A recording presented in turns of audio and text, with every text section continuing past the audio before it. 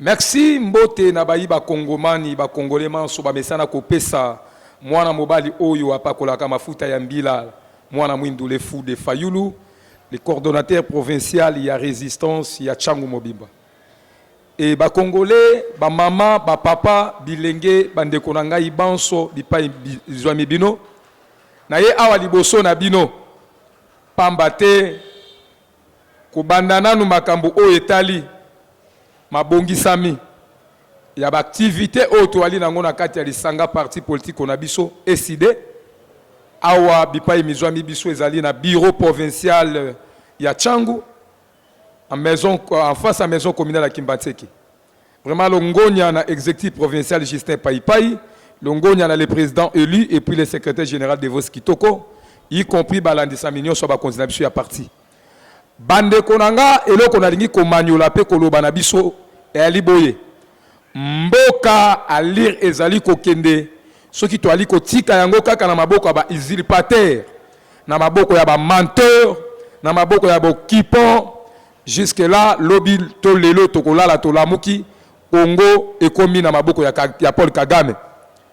Monsieur Félix Tshisekedi Tshilombo bande konanga akamati bokonzi na nzela ya fraude électorale, akamati bokonzi na nzela ya simulacre électoral.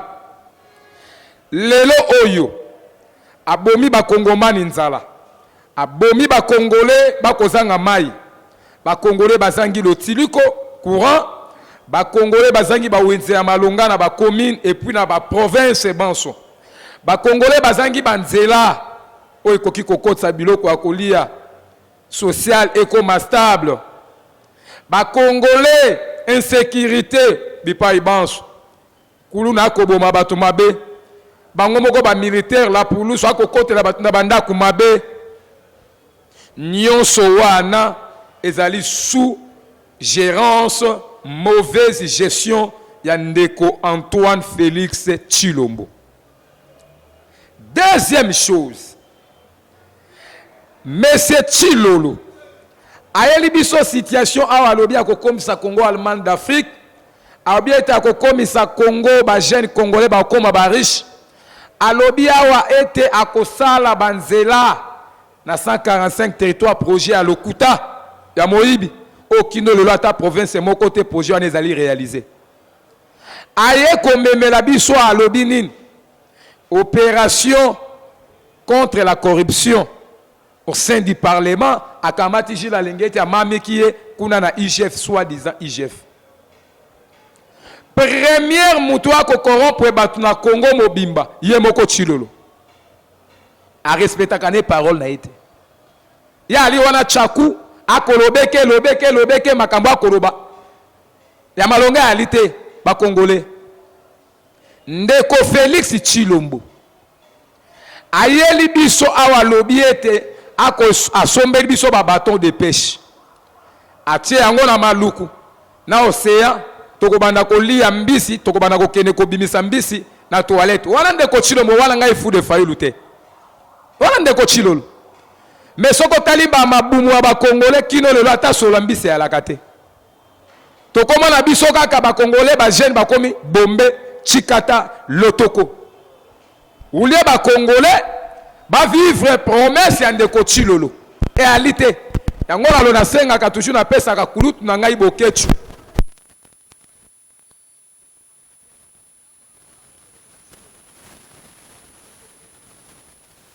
Apollo. Félix Tshisekedi. Alobi Kabila a ko bloqué ye. Kabila a bloqué ye. Kabila kei mopanzi. Akamati bato Kabila atie bango na ba poste. Akamati ye moko bato na ye. Aji ba caméra atie. Caméra détourné mbongo. Boloko mbongo mwana nite caméra lelo bu. Ministre économie.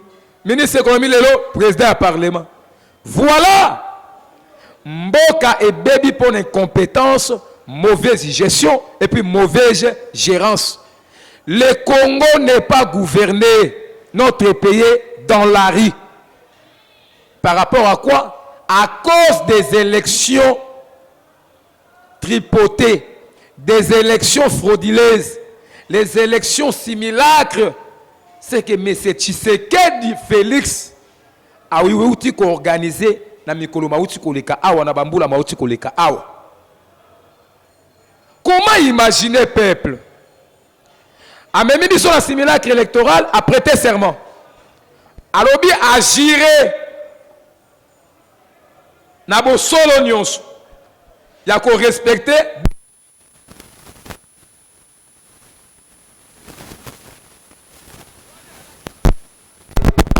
voilà l'équipe beaucoup lui confie parce que Fachi Béton ba ko benge mu kwa tombolo yo Béton yo ko mu kwa tombolo olobi ko respecter constitution na serment na yo prêtaki tolali tolamuki bande konanga na 6 piliers na ye ya programme ya Félix makambo matali changement ya constitution na kati ya lité Mama Tuluka Judith Siminwa alobi na biso awa mikolo maleki kala mingi te alaki bilenge akotongela biso ba route alaki bilenge ako créer ba entreprise 18 millions d'emplois. Mama Tuluka alaki ba armée salaire komata alaki ba fonctionnaire alobi akotonga bo pito ya malonga na kati ya Congo akotonga ba école ya malonga na kati ya Congo. Mama Siminwa Tuluka nande konaye Bemba soi-disant ministre ya transport Bemba lali akolota asombi 60 avions. Bemba lali akolota asombi 10 hélicoptères na une année. Ah Bemba kobosa na kate yeba yango peke ba Congolais ba bosani te ke yo Bembo tuta ba Congolais na mabuka ke yo Bemba ti lelo ndongo ali wana oboma ba Congolais na Kinshasa na cimetière ya Gombe ba Congolais ba kufa basila pona yo Jean-Pierre Bemba lelo akoma na ye chouchou akomi na ye nounouche mwana bitinde ya ndeko Chilombo Antoine Félix mbala na ngai liboso na mona mama na Asia Madame Siminwa Tuluka akobuka lokuta na moi soko tali mama ndenga ali wana akomi lokola ndundu pamba te mbongo akoyiba tongo poko atelingba lokwa mtu akotya choko me ba Congolais koto mwindu na mwindu moye koboma biso nzala na libu mukoloba te ndeko nanga Congolais po ali ya nguba elenge fo somba nguba akomo yiba jeune po simba $10 il faut simba machette soda po kamata mbongo na journée il faut que nous la tracasserie médecin po luka mbongo po azwa mbongo ako kemba ako souffrir mais moto ko batela milimo ya ba Congolais na bopito impayé. Un militaire congolais touche combien? Kende kota la ba OPJ na biso ya Congo soki bakangi yo ato bundi na mwasi na yo amanda 500 000 francs pona nini ba OPJ mususu l'état yebi bangote dans la poule soit créé ba siati na ye noko papa créé le mwana kasi siati moko boye et comme cop. Pourquoi? Parce que M. Chilombo ne sait pas comment gérer la République démocratique du Congo. Moto a géré dans ta boutique à babombo na ba biscuit le lo ba mamine ban au béton président du Congo. Voilà le Congo d'aujourd'hui. Voilà le Congo d'aujourd'hui. Awa bati opération bakanga bakuluna. Boko kamataka opération akokanga. Bongo opération ko créer une entreprise pour que bilenge wana batika machette bakende ko sala musala. Votre l'État, votre pays. Vous voyez bande kolanga ba Congolais.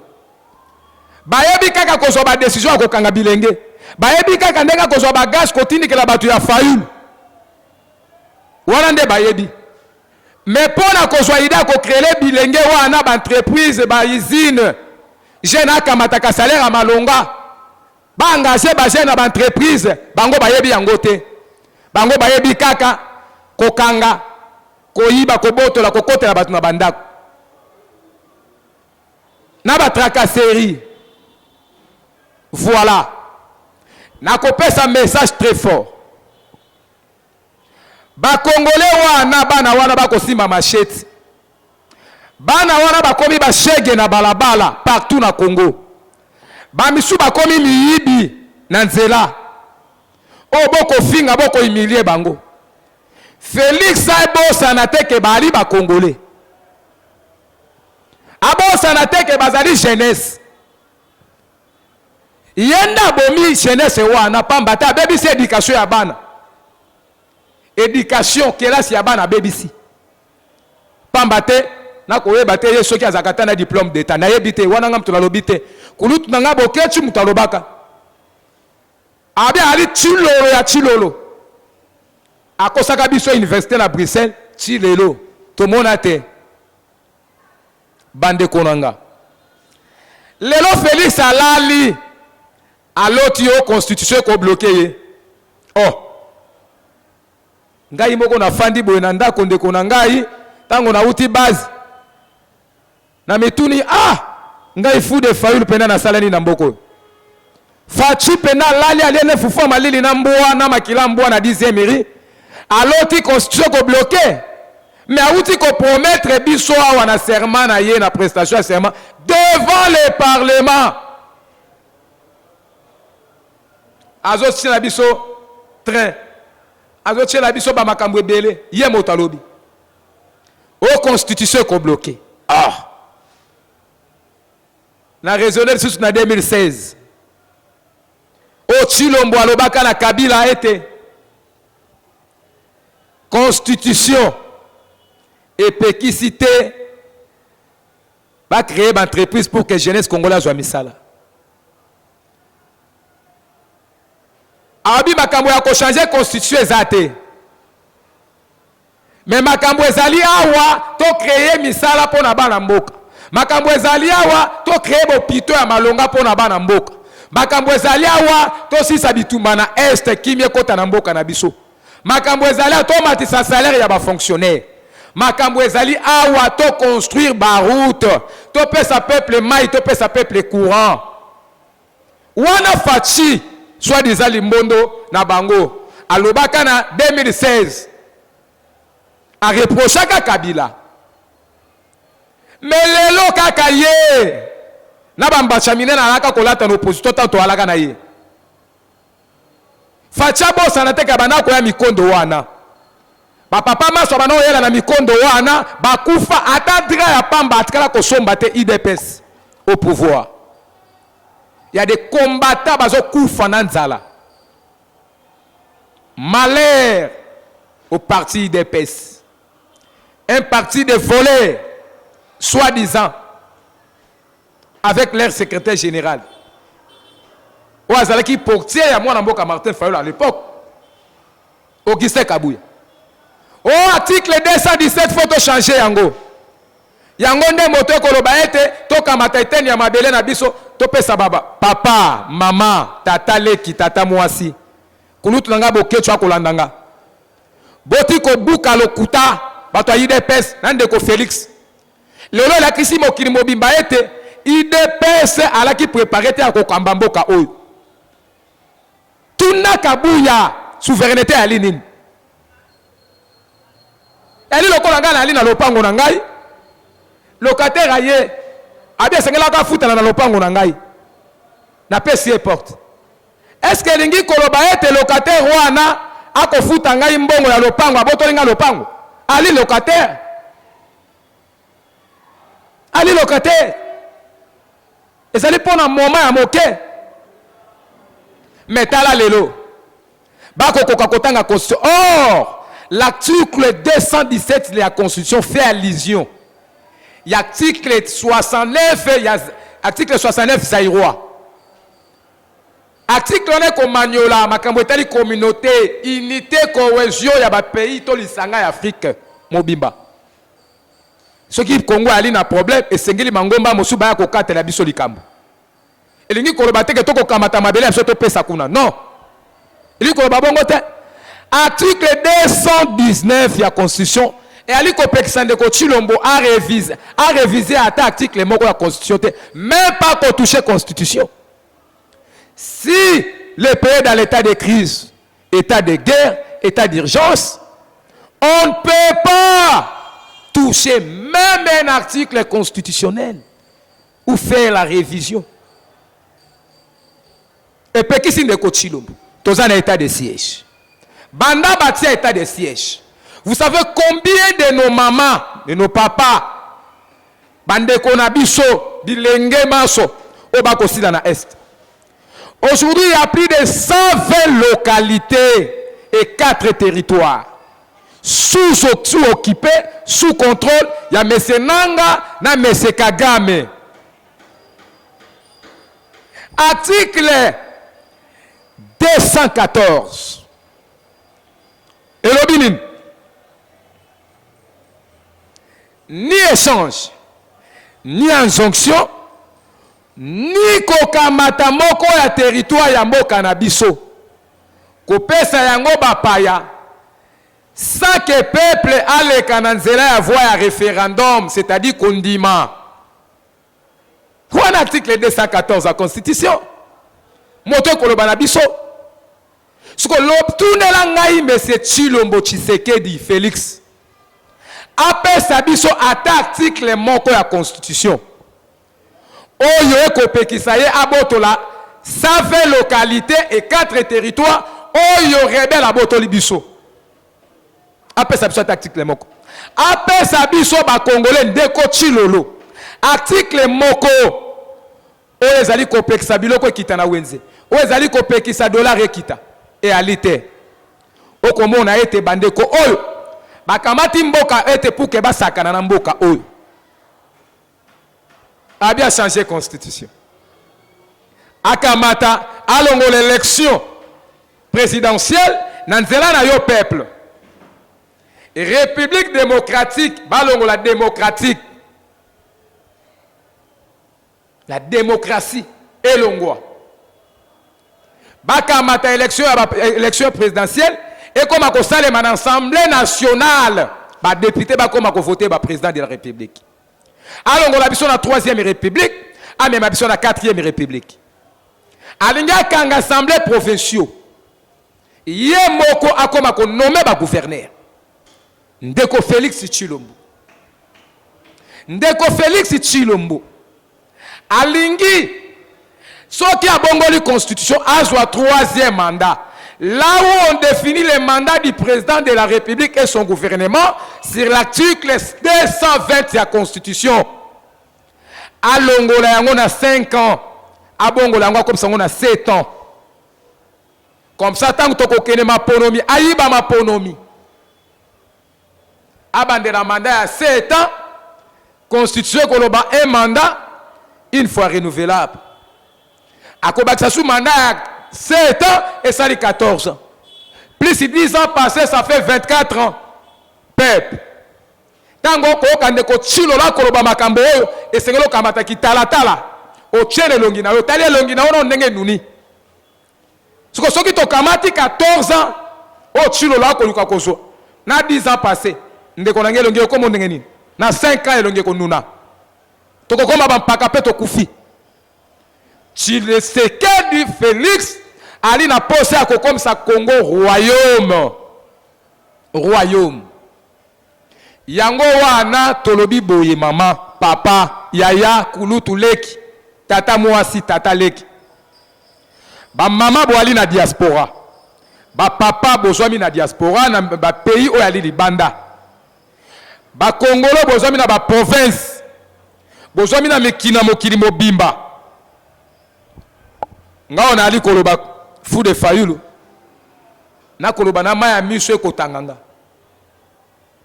Ba Congolais bazo sila insécurité à Kinshasa, mobondo ezongi, babomi bato na popo kabaka, bakoboma bato bipai banso. Tongito tsika mboka ekene na maboko ya ndeko Tshilombo. Lelo bomoni akei ko signer ba accord na Angola. Ko sala nzela elongwa Kolwezi ekita Lobito ti Angola. Route wana ezala principalement pona kokamata ka ba minéraux ya Congo ekendaka na Angola. Siko soki to kokamata ba minéraux ya mboka na biso ekende na mboka mopaya. Lelo soki Angola kangi frontière. Soki Angola kangi frontière na ye. Mbongo mosolo ya peuple. Richesse ya peuple wana bana ba ko bénéficier yango. Esengela tika distraction ya makambo o etali ya route Kolwezi Lobito ti Angola atika yango baya to sala tozongisa port ya Matadi, port ya Matadi tozongisa port to créer to sala port ya Banana elesa bana ya mboka to créer service national na province ya Congo central na province ya Grand Bandundu pour le développement ya mboka na biso. Pour le développement en mboka na biso. Mais si l'on boit boy, aldimia kene kote kamboka. Ate kamboka. Akei kuna balde na gangelier. Balde la lobi makambo etali constitution ko mekate. Bemba ya betie bilok. Bemba betie bilok. Bemba lobi, la révision constitutionnelle c'est prévu dans la Constitution. Mais le changement de la Constitution n'est pas prévu à la Constitution. Et un article, mon côté à la Constitution, qu'on a un changement. Tout est à distraction. Mokozi Ekolo. Tata Mokozi Ekolo. Les soldats du peuple. On a beka ke mukishi wala mikishi. Le sako na ye kulu yaka. Ali Bokulaka. Martin Fayulu m'a dit. Alobina Tshisekedi oyebinga malam. Révision ou changement et kotika la kostale matin. Seule chose pour finir la guerre, la misère, c'est la cohésion nationale et l'unité nationale. De se mettre autour d'une table entre nous les Congolais, Congolaises. To solo la to magnola. Pour que to décanter situation ya crise o ekangimboka. Mais ndeko chilomba boy na eko solo la. Andimia ke côté kamboka na maboko ba belligérant, ba grand belligérant. Abengi constitution ba belligérant. C'est une insulte contre la population, contre le peuple congolais. Constitution salami na Kisangani. Ça a été vulgarisé par 85% de la population congolaise. Bissonet on dit qui constitution. Mais aujourd'hui ndeko chilombo lokola la ka congolais te maman ali muzombo ya Angola. Pour papa Etienne Tshisekedi à la Belge, pour Etienne Tshisekedi des Congolais. De sont allés racistes na bango banso na ba kokita. Ata mwana ya Congo de père et de mère azate. Abali mwasi Rwandais, yemoko muzombo ya Angola, aya wa bembenga wonga ibeto na koma roi olingo koma roi Albert to roi nani. Yango na lobi boye. Ba mama, ba papa. Bosunga Kinshasa. Bokoki kotele mana diaspora bo marché. Bokoki kotele mana ba province bo marché.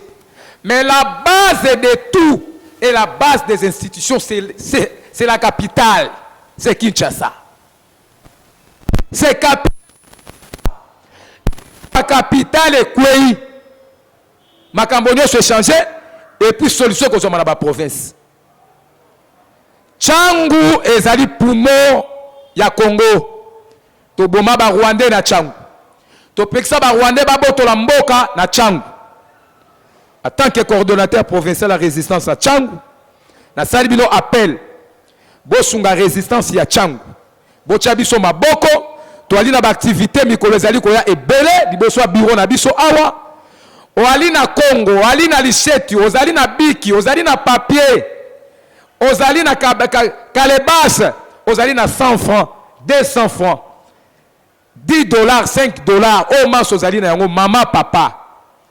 Meka kosunga biso na nzela ya numéro oyo. Plus 243 82 40 49 273. Plus 243 82 40 49 173. On a les numéros direct ya mwana mboka oya libongo mokambi ya changu le fou de Fayulu Mobali. Ozala na mouvement citoyen, ozala na parti, ozala na parti te, mais ali congolais, wali congolaise. Bipai maso bezwa miyo na pays mobimba na mokili mobimba. Wali na posa ko sunga. Komba pona ko benga na ndeko Chilombo. Voilà les numéros là. Contactez biso. Wana tokozwa na facilement et puis na facilité nyonso tout. Wana ezalaki bongo mwana mobako o apakolaka mafuta ya mbila, longoni alale le commandant du peuple mwana mboka Martin Fayulu et puis acteur politique manso o bakoti combat ya cohésion et puis unité et puis non au changement de la constitution na pesi bango nyonso mbote bangomba ya ba parti politique nyonso société civile église catholique o nyonso basali bloc ya front pour que to benga na ndeko Chilombo vraiment longoni ya nabino. Merci.